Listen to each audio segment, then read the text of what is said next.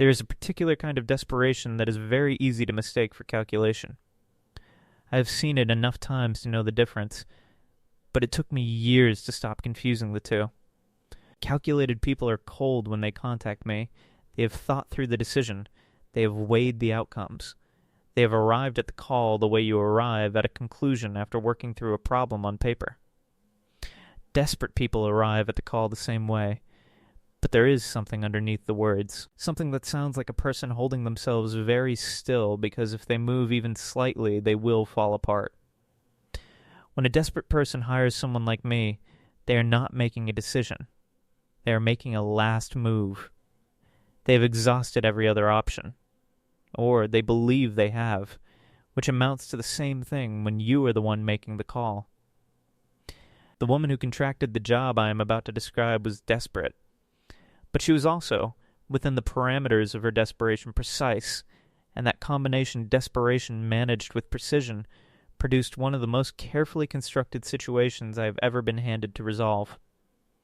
Subscribe to the channel if you have not already.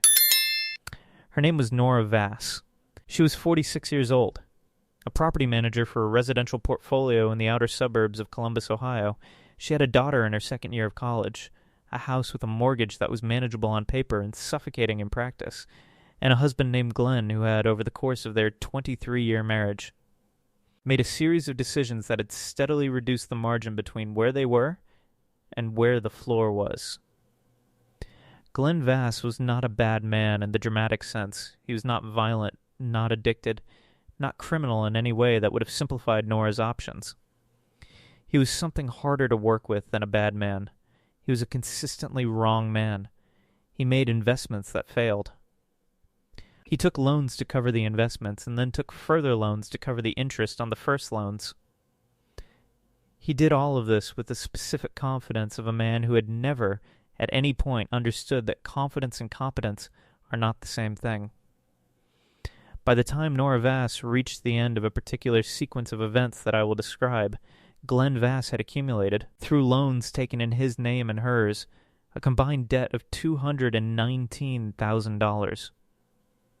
Approximately $60,000 of that debt was owed to a man named Derek So, who was not a licensed lending institution, and who had communicated his approach to non-payment in terms that Nora Vass had found specific enough to take seriously.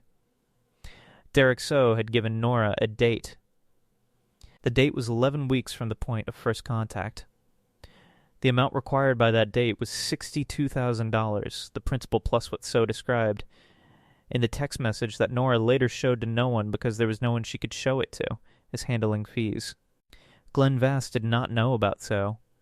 He did not know about the $62,000. He did not know because Nora had spent 6 months managing the information available to her husband the way you manage a patient's diet when the patient cannot be trusted to make healthy choices. She had taken the loan from So herself, using a property in the residential portfolio she managed as informal collateral to cover a gap created by one of Glenn's failed investment vehicles.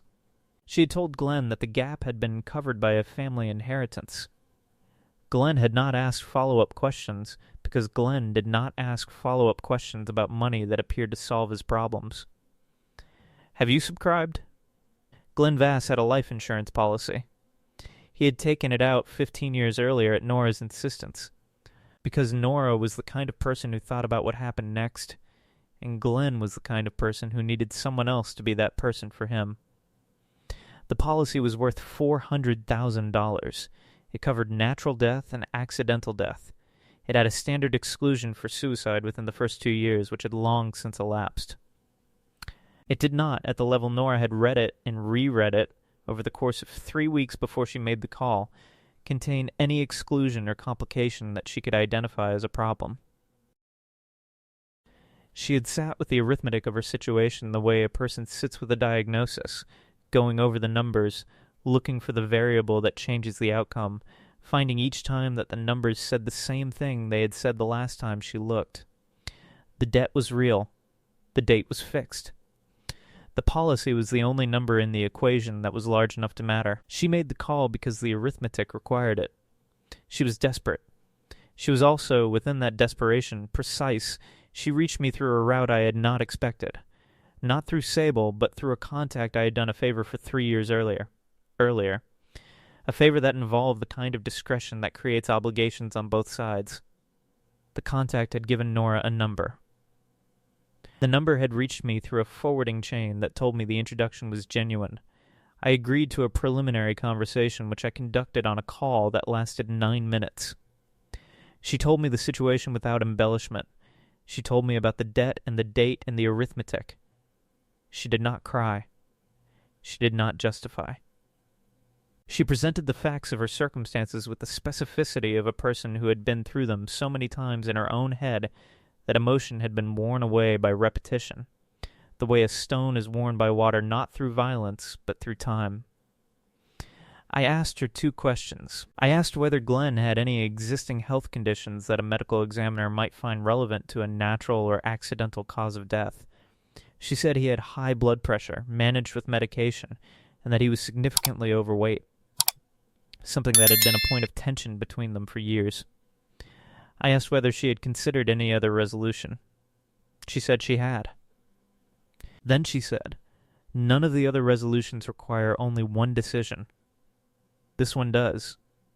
I told her I would call back within 48 hours. I want to be precise about what I do with the time between a preliminary call and a decision. I do not spend it on moral calculation. I made my peace with what I do a long time ago, in a way I will explain at another point in this diary. What I spend the time on is risk. I build a profile of the client and I look for the things that could make the job unworkable: instability, law enforcement contact, financial desperation severe enough to produce the kind of irrational behavior that creates witnesses. Nora Vass was stable in the clinical sense. She was under enormous pressure, but she was managing it with a steadiness that I found, professionally speaking, reassuring. The loan shark created a timeline which was a variable I did not love. Compressed timelines produce compressed decisions, and compressed decisions produce errors. But the 11 weeks was workable. I called back. I gave her my terms. She agreed without negotiating, which told me again that she was a woman who had already done the arithmetic and knew what the number had to be. Glenn Voss was, as Nora had described, significantly overweight. He was 51 years old. He had high blood pressure that he managed inconsistently, forgetting his medication on the days he felt well enough not to think about it. He worked from home 3 days a week as a procurement consultant for a construction firm that had kept him on as a contractor after his full-time position was eliminated. He did not exercise.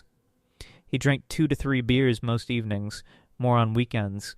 He was social in a way that created a predictable rhythm, Thursday evenings at a sports bar 4 blocks from their house.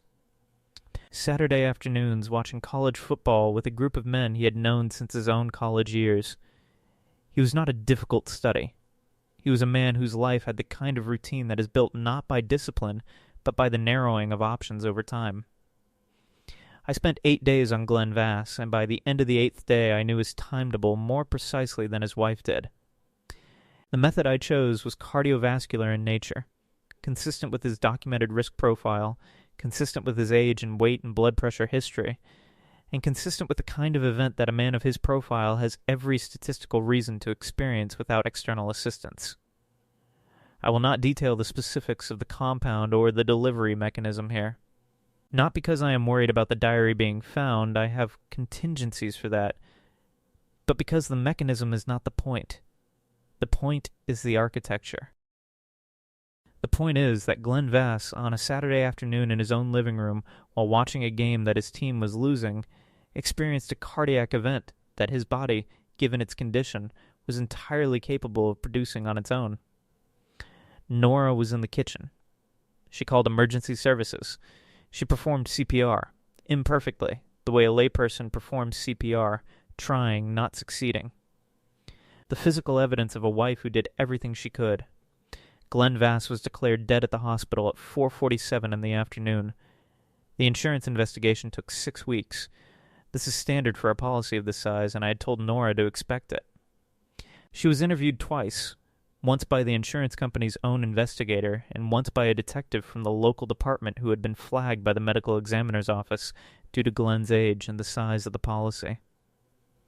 The detective's interest lasted 11 days. He found no evidence of foul play. He found a wife who was grieving in a way that looked like grief, not performance. But the specific exhaustion of a person who had been carrying something very heavy for a very long time and had now put it down in the worst possible way. The insurance company paid out in full 9 weeks after the claim was filed. Nora Vass settled the SO debt within 72 hours of the funds clearing. She told her daughter that the estate had been larger than expected. Her daughter, who was 19 and studying environmental science and had no reason to look at the number behind the number, believed her. I received my fee in the usual manner. I was already in a different city by the time the insurance investigation closed. I was in a hotel room that I had chosen specifically because it had 2 exits, a habit I formed 3 years ago and had not, until recently. Examined for the reason behind it. On the second morning in that room, I found something that should not have been there. In the bathroom, on the edge of the sink, was a single playing card, the 7 of spades, face up, positioned with a deliberateness that made it impossible to read as accidental. My room had been accessed while I was sleeping, not while I was out, while I was in the room. Someone had come in, placed the card, and left without waking me. I am a light sleeper. I have trained myself to be. The fact that I did not wake means either that I was assisted in not waking, which requires a level of access to my environment that I find deeply uncomfortable to consider, or that whoever came in is better at moving through occupied spaces than anyone I have previously encountered. I kept the card. I have it with me now.